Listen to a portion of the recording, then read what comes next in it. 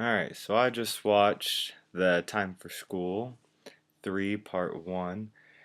It was a pretty cool video. It talked about how it kind of showed us a couple different kids who lived in different countries and how they went to school and how it's and some of them like there was a couple who there was girls in India and in Afghanistan and also in and then there was a little boy in Brazil, and it was really difficult for them to go to school because they have people who are fighting in their countries and um, it would just make it really difficult for them to go to school, and they also have to worry about their family life and everything like that. And I thought it was really cool how in most of these places that they are learning English as as just a general part of their education. For us, it's we don't have like a time when we learn Spanish or when we learn Japanese or something like that. Everybody's just learning English, and that was pretty interesting. Um, and then there was the little boy in Japan who was in some like advanced program, and they were Japan has actually lowered their education standards. It used to be that they had to go to, I think from what I remember, they had to go to school for like 12, like 10 to 12 hours or something like that. And then they also had to go on Saturdays too. And they actually lessened that. So now they go to school for less part of the day, and they also go to school, they don't go to school on Saturdays.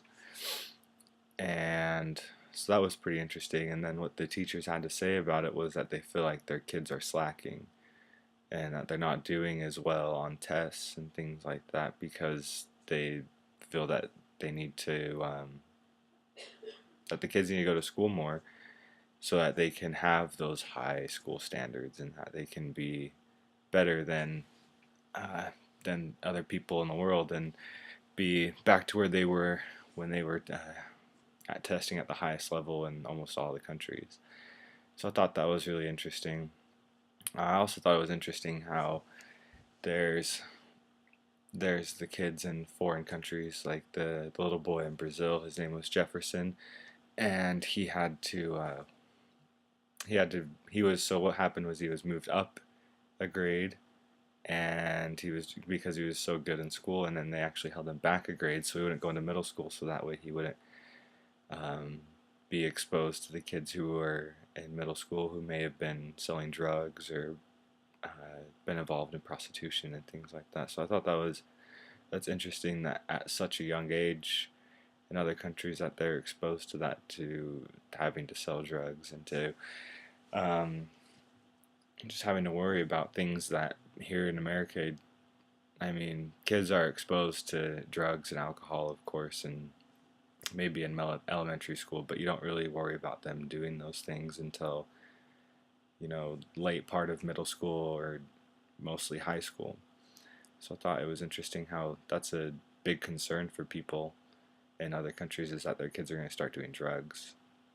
And then there was this girl named Shugafa who is from Afghanistan, and there's the war going on, and it's just not a safe place, and it's actually just been allowed that girl. I don't know if you call it allowed, but more acceptable for girls to go to school.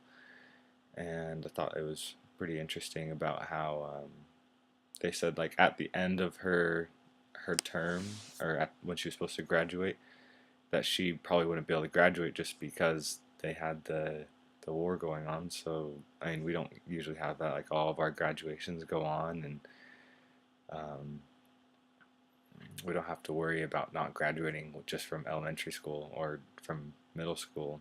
Like because of wars, it's gonna have we just take it all for granted. And then lastly, I think her name was like Neeraj from India, and she was 15 years old and she had a second grade education, and they when she started going to school they put her into like so she did night school and she was able to learn stuff, and she had to go away for a while to go work for her family and like raise the cattle and stuff, and then she came back from raising the cattle after a drought that they had, and she was able to go back to school, but they had to put her into a into second grade because her education just wasn't that good. And so when she came back, she was in second grade, and she said all the second graders were making fun of her, and so she just decided not to go to school because she thought it would be better for her to, not just not have to deal with that. So I thought that was pretty sad, because now, like at the end of the video, she said, "I'm just looking forward to my silver bracelet that I get when I'm married." And so I think that's kind of sad that that's what people in other countries look forward to.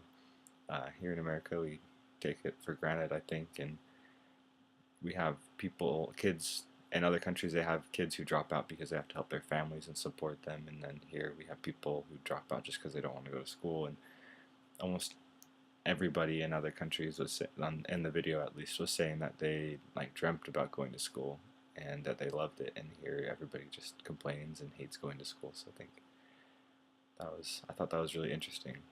And yeah, so those are my thoughts on this video.